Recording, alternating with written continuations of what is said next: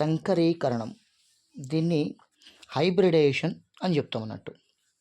So సంకరీకరణం, ఈ hybridisation అనే భావనని మొట్టమొదటిసారిగా 1931 ఇయర్లో సైంటిస్ట్ పేరేంటమ్మా, లైనస్ పౌలింగ్. సో 1931లో లైనస్ పౌలింగ్ అనే శాస్త్రవేత్త స్టార్ట్ చేయడం జరిగింది, ప్రవేశపెట్టడం జరిగింది. ఒక పరమాణువులో దాదాపు సమానమైన శక్తి గల ఆర్బిటాల్లో, అంటే ఒక యాటంలో, ఓకేనా, ఒక యాటంలో సమానమైన శక్తి గల ఆర్బిటాలు అంటే ఈక్వల్ ఎనర్జీ ఉన్నటువంటి ఏంటి ఆర్బిటాల్స్, ఈక్వల్ ఎనర్జీ ఉన్న ఆర్బిటాల్స్ ఏం చేస్తాయండి, అలాగే సేమ్ ఈక్వల్ అమౌంట్ ఎనర్జీ ఉన్న ఆర్బిటాల్స్తో మిక్సప్ అయిపోతాయి, కలిసిపోతాయి అన్నట్టు. దీన్నే హైబ్రిడైజేషన్ అంటాం. ఓకేనా.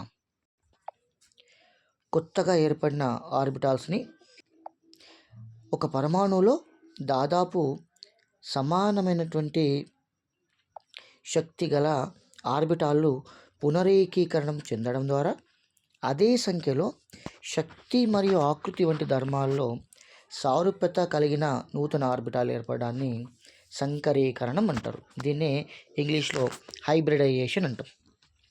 సంకరీకరణం చెందడం వల్ల కొత్తగా ఏర్పడ్డ ఆర్బిటాల్ని సంకర ఆర్బిటాలు అంటారు, అంటే హైబ్రిడైజ్డ్ ఆర్బిటాల్స్ అంటారు అన్నట్టు. ఇక్కడ ఏంది, సింపుల్గా సేమ్ అమౌంట్ ఆఫ్ ఎనర్జీ ఉన్న ఆర్బిటాల్స్ రెండు కూడా మిక్స్ అయిపోతాయి అన్నట్టు. ఒకటి ఎస్ ఆర్బిటాల్ అనుకోండి, ఒక పి ఆర్బిటాల్ అనుకోండి, అప్పుడు ఎస్పి హైబ్రిడైజేషన్. ఒక ఎస్ ఆర్బిటాల్, రెండు పి ఆర్బిటాల్స్ అనుకోండి, sp2 హైబ్రిడైజేషన్. ఒక ఎస్ ఆర్బిటాల్, మూడు పి ఆర్బిటాల్స్ అనుకోండి, అప్పుడు sp3 హైబ్రిడైజేషన్.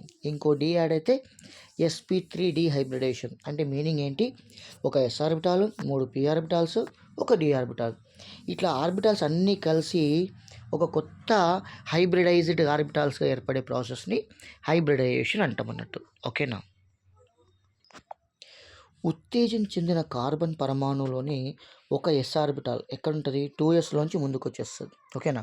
సో 2s మరియు మూడు పి ఆర్బిటాల్స్ ఒకదానితో ఒకటి పునరేకీకరణం జరిగి 4 సర్వసమాన ఆర్బిటాలు ఏర్పడతాయి. అంటే వాటిని sp3 సంకర ఆర్బిటాల్స్ అంటాం. అంటే కార్బన్ sp3 సంకరీకరణం చెందిందన్నమాట. ఓకేనా. అంటే ఒక ఎస్ ఆర్బిటాల్ ఒక ఎస్ ఆర్బిటాల్ మూడు పి ఆర్బిటాల్స్తో సంకరీకరణం జరగడం వల్ల sp3 సంకరీకరణం లేదా sp3 హైబ్రిడైజేషన్ ఏర్పడింది.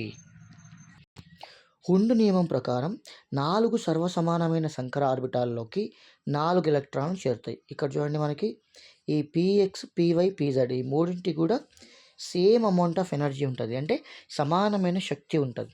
కాబట్టి వీటి లోపలికి pz ఆర్బిటాల్ లోపలికి ఎస్ ఆర్బిటాల్ నుంచి ఎలక్ట్రాన్ అనేది ఎంటర్ అవుతుంది అన్నట్టు, జాయిన్ అవుతుంది.